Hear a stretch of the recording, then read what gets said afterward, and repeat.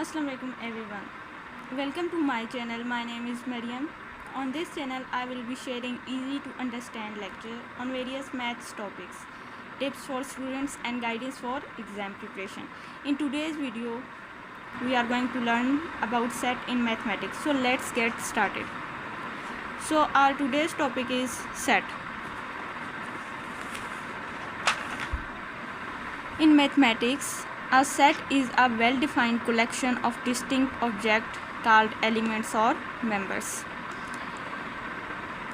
हमारे पास मैथमेटिक्स में सेट होता है कि इसके अंदर बहुत सारे डिस्टिंक्ट ऑब्जेक्ट होते हैं, जैसे कि हम कोई भी ले सकते हैं example set of, for example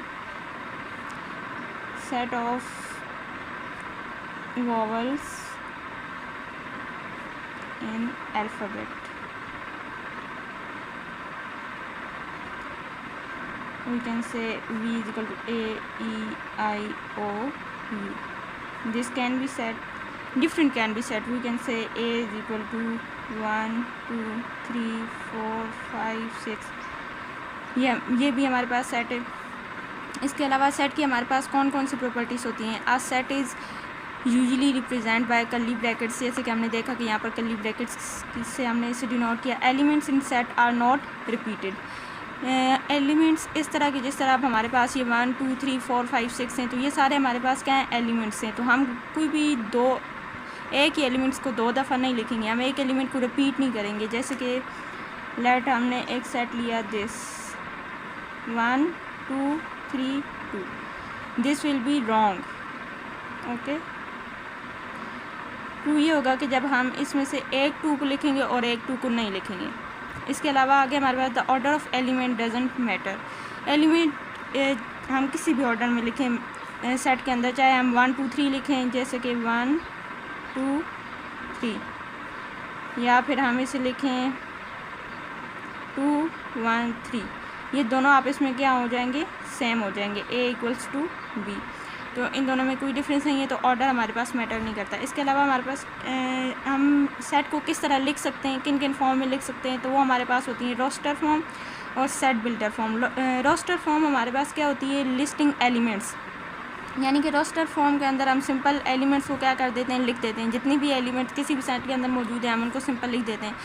हम कहते हैं कि जी मेरे पास एलिमेंट्स हैं ए से लेकर डी तक, A, B, C, D, तो हम उसे जस्ट इस तरह सिंपल फॉर्म में लिख देंगे. इसे हम कहते हैं रोस्टर फॉर्म. इसके अलावा हम सेट को लिख सकते हैं सेट बिल्डर फॉर्म में.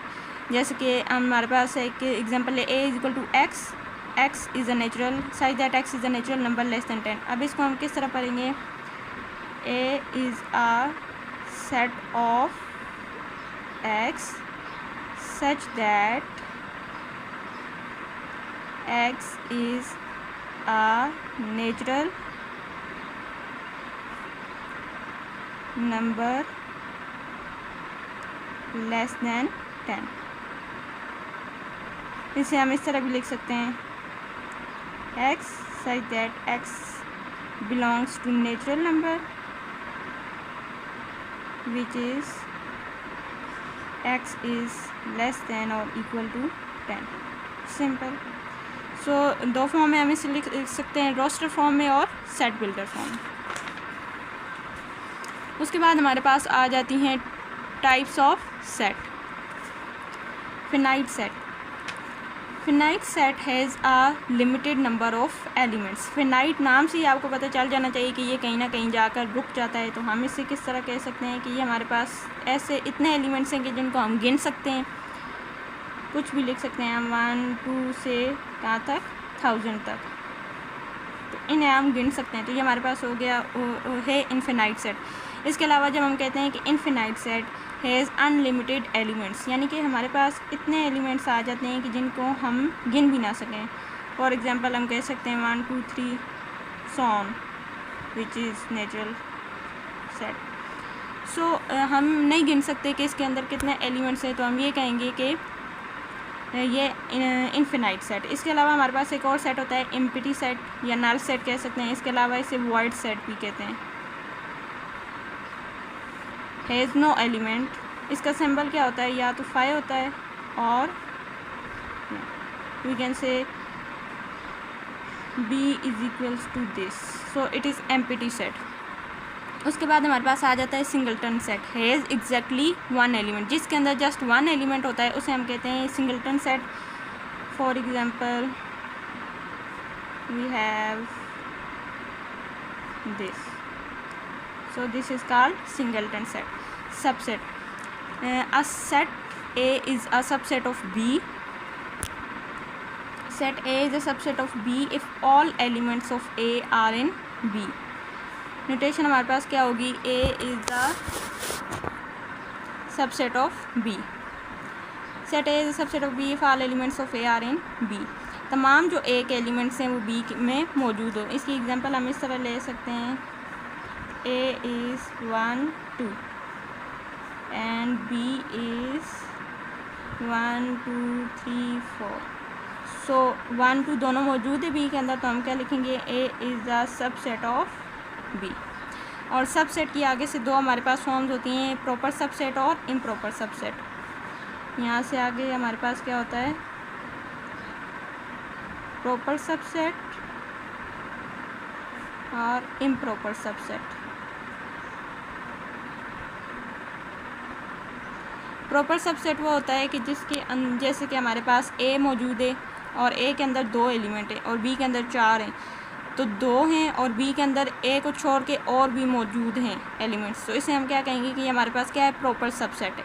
लेकिन जो हमारे पास इम्प्रॉपर सबसेट होता है वो इस तरह होता है कि उसकी एग्जांपल अगर हम लें, जैसे कि A is equal to 1 2 3 and B is equal to 1 2 3, so A is the improper subset of B। और इसकी प्रॉपर की जैसे कि मैंने ये पीछे वाली ली है, A is equal to 1 2